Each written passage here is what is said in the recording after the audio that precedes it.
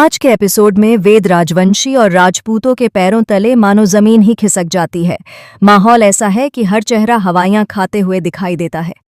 आरती पूरे परिवार के सामने एक ऐसा सच बताती है जिसे सुनकर हर किसी के रगों में खून जम जाए। वह बताती है कि जिस नंबर से पद्मा ने मेघ बुआ को कॉल किया था, वह नंबर उसी दिन हिना राजवंशी के नाम पर रजिस्टर्ड था। और यह तो सिर्फ शुरुआत है। कहानी इतनी आगे बढ़ चुकी है कि अब कई लोग सिर्फ एक ही वजह से जिंदा हैं, अपना बदला पूरा करने के लिए। हाँ, गिनी सिंह राजपूत, जो एक समय में इस घर का हिस्सा थी, अब एक नए नाम और नई पहचान रानी मजूमदार के रूप में वापस लौटी है। लेकिन उसका लौटना रिश्ते निभाने के लिए नहीं, बल्कि राजपूत खानदान का सर्वनाश करने के लिए है।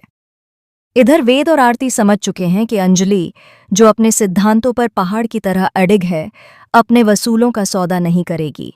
अब वेद और आरती दोनों को हर हाल में यह साबित करना पड़ेगा कि वेद की कली के साथ शादी नकली और झूठी थी, सिर्फ एक जाल, एक धोखा। अंजलि गुस्से में फटी जा रही है। वह अपने पापा गणेश से भी साफ कह देती है और अपने ससुर राघव सिंह राजपूत से भी। मुझे पद्मा चाहिए, और अगर जरूरत पड़ी तो मुझे सारे सबूत चाहिए। ऐसे सबूत जो ये साबित कर दें कि कली के साथ वेद की शादी झूठ थी, बनावट थी।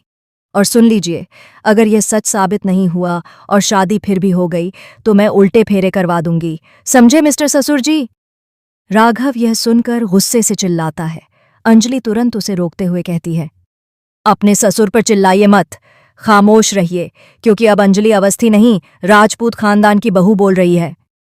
पूरे राजपूत परिवार पर जैसे बिजली गिर जाती है।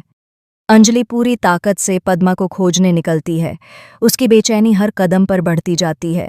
रास्तों में भागते हुए, तेज सांसें, आंखों में डर और बेचैनी लिए वह हर जगह पूछती फिरती है, पद्मा कहाँ है? उसे किसने छुपाया है? तभी अचानक उसके फोन की घंटी बजती है। स्क्रीन पर नाम नहीं, सिर्फ एक प्राइवेट नंबर। अंजलि कॉल उठाती है। दूसरी तरफ से एक ठंडी, कड़वी, खतरनाक आवाज आती है, पद्मा नहीं मिल रही होगी, है ना? अंजलि उस आवाज को पहचानने की कोशिश करती है। तभी कॉल पर वही रहस्यमय औरत कहती है, कभी मेरा नाम हुआ करता था गिनी सिंह राजपूत। यह सुनकर अंजलि का जिस्म सुन्न पड़ जाता है। गिनी, तुम? वह सदमे में बोलती है। गिनी धीमे लेकिन भयानक अंदाज में हंसती है, हाँ मैं। और सुन ले अंजलि, पद्मा मेरे पास है, और अब वह तुझे जिंदा नहीं मिलेगी। मिलेगी तो सिर्फ उसकी लाश। अंजलि का दिल तेजी से धड़कने लगता है। उसकी आंखें फैल जाती हैं। गिनी की आवाज और भी खतरनाक हो जाती है, अब राजपूत खानदान का विनाश शुरू होगा। सब राख कर दूंगी मैं, और अंजलि, तुझे भी बर्बाद कर दूंगी। फोन कट जाता है। अंजलि वहीं खड़ी रह जाती है, कांपती हुई, डर और गुस्से में डूबी हुई, लेकिन भीतर से और भी मजबूत। अब कहानी एक ऐसे मोड़ पर पहुंच चुकी है जहां हर रिश्ता, हर वादा, हर सच और हर झूठ की असली परीक्षा होने वाली है। क्या अंजलि अपनी ही बहन गिनी के सामने टिक पाएगी? क्या वह पद्मा को बचा पाएगी? या फिर यह राजपूत खानदान का अंत होने वाला है? अगले हिस्से में यही महाभारत देखने को मिलेगा। बस जुड़े रहिए एडवोकेट अंजलि अवस्थी के इस तूफानी सफर से।